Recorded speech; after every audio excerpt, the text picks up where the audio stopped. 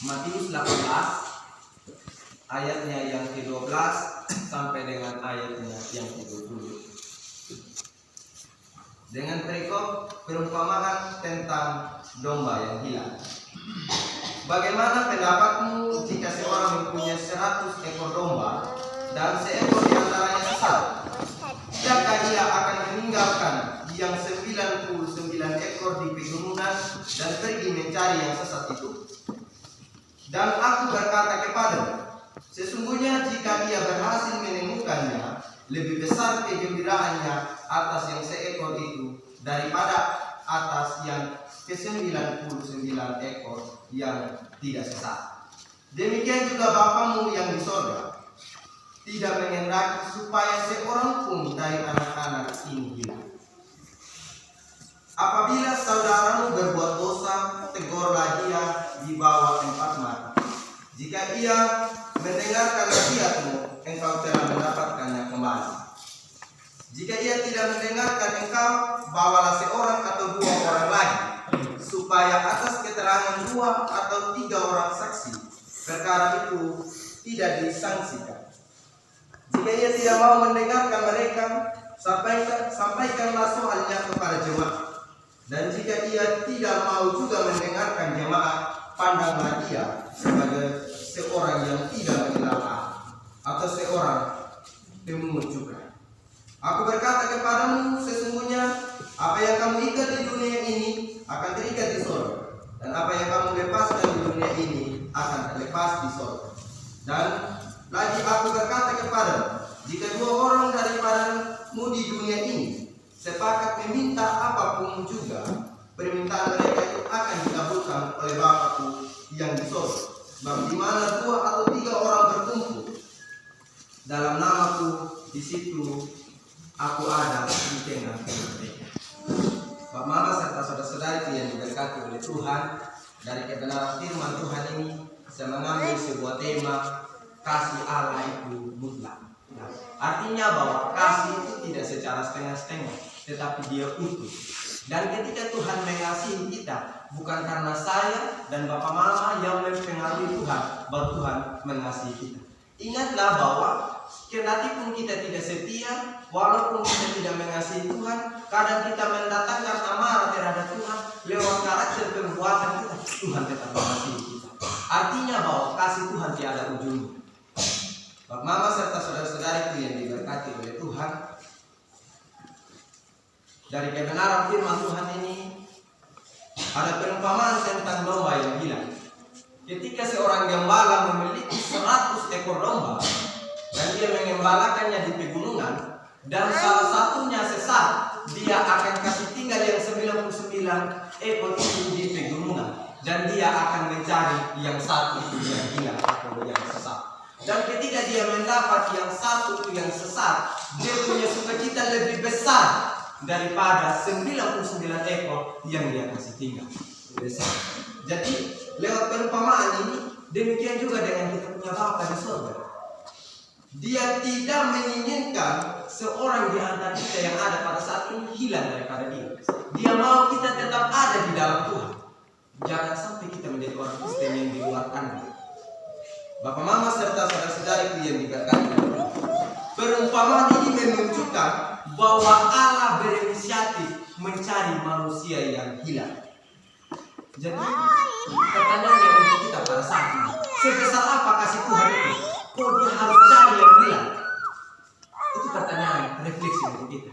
Sebesar apa kasih Tuhan dalam hidup kita, lalu dia mencari kita. Dan yang kedua, bagaimana pentingnya persekutuan para murid atau kita sebagai pelayan Tuhan, baik itu majelis jemaat maupun pengurus komisi-komisi, untuk mencari mereka yang hilang selama ini. Bapak Mama serta saudara-saudari yang diberkati oleh Tuhan, perumpamaan ini menunjukkan bahwa Allah yang berinisiatif mencari manusia yang hilang, dan ketika dia mendapat, besar sukacita. Yang menjadi pertanyaan untuk kita pada saat ini sebagai pelayan Tuhan, komisi-komisi, sudahkah kita menjalankan tugas dan tanggung jawab kita untuk mencari mereka yang hilang? Ataukah kita lebih mementingkan kepentingan pribadi kita sehingga kadang kita lupa akan panggilan kita sebagai seorang pelayan. Atau karena kita sibuk, kadang kita lupa akan tanggung jawab kita. Orang-orang yang hilang yang dimaksudkan di sini, orang-orang yang dikeluarkan dan yang dimaksudkan di sini adalah orang Kristen yang sudah lama menjadi orang Kristen, tapi tidak pernah datang beribadah. Dia lebih gunakan waktunya pada hari Minggu itu kepada kepentingan-kepentingan pribadi, tidak lagi mementingkan kepentingan daripada Tuhan. Bagaimana dia harus datang kepada Tuhan. Tidak lagi menjadi prioritasnya untuk dekat kepada Tuhan, karena dia lebih mencari hal-hal yang duniawi punya. Bapak mama serta saudara-saudari yang diberkati oleh Tuhan, itu adalah orang yang hilang atau yang di luar kandang, atau pula yang disebut sebagai domba yang sesat. Dan yang berikut adalah mereka yang belum nikah, ataupun juga mereka yang belum mengaku dosa, mereka yang belum sih. Itu adalah orang-orang yang masih di luar kandang. Karena hal itu mereka menjadi malu. Mereka berpikir bahwa saya ini belum nikah. Pada akhirnya mereka tidak datang kepada Tuhan. Maka itulah yang menjadi tanggung jawab kita sebagai pelayan Tuhan, untuk mencari mereka yang gila, supaya mereka kembali bersama-sama dengan kita pada saat ini, untuk bersekutu memperlihatkan akan nama Tuhan. Bapak mama serta saudara-saudari kita berkata itu. Poin yang kedua, untuk kita sebagai orang-orang Kristen. Ataukah mungkin juga kita sudah dilayani oleh majelis jemaat, majelis jemaat maupun pengurus-pengurus komisi. Tidak tahu hal lagi, mereka lelah, capek, mengabaikan setiap kepentingan mereka untuk jenguk kita yang tidak pernah ke gereja, untuk jenguk kita yang tidak pernah aktif dalam gereja. Tapi kita tidak pernah meresponinya itu untuk kebaikan kita. Kadang kita berpikir bahwa dia punya hidup itu, majelis jemaat belum beres di dalam urusan. Kadang itu kemanusiaan yang semakin kental dalam diri kita, sehingga tanpa kita pungkiri, kita tidak mengindahkan akan panggilan itu. Bapak yang diberkati oleh Tuhan, Allah mengasihi kita, sehingga Ia mengaruniakan anak yang tunggal, mencari kita yang hilang, mencari kita yang sesat, yang berdosa ini. Supaya kenapa? Supaya kita tidak binasa, supaya kita memperoleh bagian dalam kerajaan surga. Kita sudah diampuni akan setiap pelanggaran kita lewat pengorbanan Yesus Kristus. Tetapi kadang kita tidak menindakkan akan karya keselamatan Allah itu dalam diri kita. Tuhan sudah suruh Bapak Majelis sebagai alatnya untuk menolong kita supaya kembali kepada kandangnya. Kadang kita tidak pernah dengar-dengar, karena kita lebih memusatkan pikiran kita, hidup kita pada hal-hal yang duniawi. Bapak mama serta saudara-saudari yang diberkati oleh Tuhan, sebagai pelayan Tuhan, jangan kita pernah jenuh untuk mencari mereka yang hilang. Satu kali kita mencari mereka dengan empat mata, firman Tuhan mengatakan, dan dia mendengar dan dia kembali bersekutu di gereja di tempat ini. Artinya kita sudah mendapatkannya kembali. Kita sebagai pelayan Tuhan sudah memenangkan dia untuk menjadi bagian dalam persekutuan yang tulus di dalam Tuhan. Dan dia belum dengar lagi ketika kita menjumpai dia dengan empat mata, maka ajaklah 2 atau 3 orang saksi untuk menjumpainya, sehingga banyaklah nasihat yang dia dengar, sehingga banyaklah pemahaman baru yang dia dengar, sehingga ia mempertimbangkan itu untuk tetap tinggal di dalam Tuhan. Jangan sampai ia di luar kandang. Tetapi firman Tuhan mengatakan, kalau dia tidak dengar lagi, kalau majelis sudah datang 2 atau 3 orang, maka persoalannya harus disampaikan kepada jemaat. Dan jemaat mengunjunginya juga, dan dia tidak dengar, pandanglah dia sebagai orang yang tidak mendengar. Firman Tuhan mengatakan demikian. Bapak mama serta saudara-saudari yang diberkati oleh Tuhan, kita tahu bersama bahwa jika hewan atau domba itu dia tidak ada di dalam kandang, maka hidupnya terancam oleh binatang-binatang buas yang lebih besar dari manusia. Begitu juga dengan kita. Jika kita tidak ada di dalam kandangnya Tuhan atau di dalam persekutuannya Tuhan, maka kita akan senantiasa terancam.